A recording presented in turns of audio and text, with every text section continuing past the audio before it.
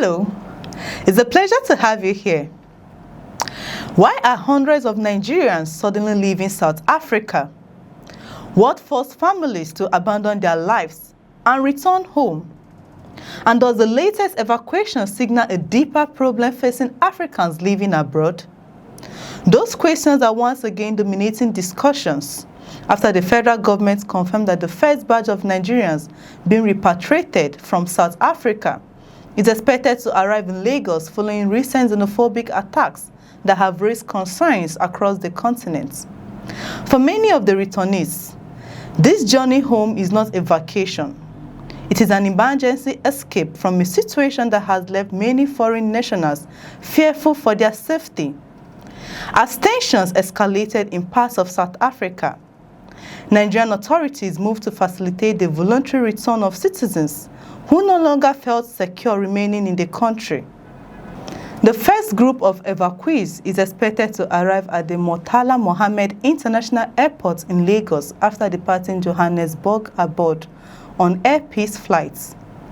According to government officials, the evacuation operation is being fully funded by the federal government as part of efforts to protect affected citizens and provide them with a safe return home. The developments comes after weeks of growing anxiety among Nigerians living in South Africa. Reports of attacks targeting foreign nationals have generated concern not only in Nigeria, but across Africa. Xenophobic violence has periodically surfaced in South Africa over the years, often triggering diplomatic tensions and emotional reactions among countries whose citizens are affected. For many Nigerians residing in South Africa, the uncertainty has become difficult to ignore. Families who spent years building businesses, pursuing careers, and establishing new lives suddenly found themselves facing questions about their safety and future. The result has been a growing number of citizens seeking assistance to return home. Government officials say more than 1,000 Nigerians participated in screening and documentation exercise organized ahead of the evacuation. The numbers, according to authorities, continue to grow as more individuals express interest in returning. That figure alone highlights the scale of concern among affected Nigerians. The evacuation process has involved extensive coordination between Nigerian and South African authorities. Officials disclosed that documentation and screening procedures were necessary to ensure an orderly and lawful repatriation process. These requirements contributed to delays that pushed the operation beyond its original schedule. Initially expected to commence earlier in the week, the flights were eventually rescheduled to allow sufficient time for administrative processing. Nigerian authorities insist the additional time was necessary to ensure that all returnees completed the required procedures before departure. One particularly significant aspect of the operation involves Nigerians facing immigration-related challenges. Officials revealed that negotiations were conducted with South African authorities to secure waivers that would allow affected individuals to leave voluntarily instead of facing detention over documentation issues. For many of those affected, these arrangements may have removed one of the major obstacles standing in the way of their return. The first batch alone is expected to include approximately 270 Nigerians. Upon arrival in Lagos, the returnees will undergo documentation, profiling, and support procedures designed to assist their integration. Government agencies have reportedly prepared reception arrangements to help ease their transition back into the country. Authorities say support measures will be provided before the returnees are reunited with their families and communities. While the details of long-term assistance remain unclear, officials maintain that the welfare of the evacuees remain a priority. Yet, beyond the logistics of the operation lies a much bigger story. The evacuation has once again drawn attention to the recurring challenge of xenophobic violence in South Africa. Over the years, attacks targeting foreign nationals have periodically erupted, resulting in injuries, deaths, destruction of property, and diplomatic disputes, Nigerians have frequently been among those affected. The issue continues to spark debates across the continent.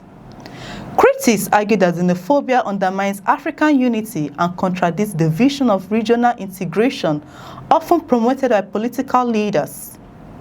Supporters of stronger action insist governments must do more to protect foreign nationals and address the underlying causes of anti-immigrant sentiments for affected families. However, the debate is deeply personal. Behind every repatriation flight is a story of disrupted dreams, abandoned plans, and difficult choices. Some of the evacuees may have spent years building businesses. Others may have pursued education, employment, or entrepreneurial opportunities. Returning home under emergency circumstances is really not easy. At the same time, Nigerian authorities have emphasized that the evacuation remains voluntarily. Citizens who wish to remain in South Africa are free to do so, while those who feel unsafe have been offered a pathway home. The federal government has also reiterated its comments to protecting Nigerians abroad. Officials say they remain engaged with relevant authorities and continue to monitor developments closely. Diplomatic efforts aimed at addressing the situation are expected to continue alongside the evacuation process. As the first group prepares to arrive in Lagos, attention is already turning to what comes next. Will additional flights be required? Will the number of returnees continue to increase? And perhaps most importantly, what measures will be taken to prevent similar crises in the future? Those questions remained unanswered. What is clear is that hundreds of Nigerians are preparing to begin a new chapter after leaving South Africa under difficult circumstances. Their arrival will mark the beginning of a challenging transition, one shaped by uncertainty, resilience, and hopes for a safer future. For now, the focus remains on ensuring that their safe return, but the broader conversation about xenophobia, migration, and the protection of African citizens abroad is far from over. Do you think African governments are doing enough to protect citizens living and working in other African countries? What should be done to stop xenophobic attacks and promote peaceful coexistence across the continent? Share your thoughts in the comments. If you find this report informative, please like this video and subscribe for more breaking news, political developments, and major stories from Nigeria and around the world. I'm Chidera Eso. Bye for now.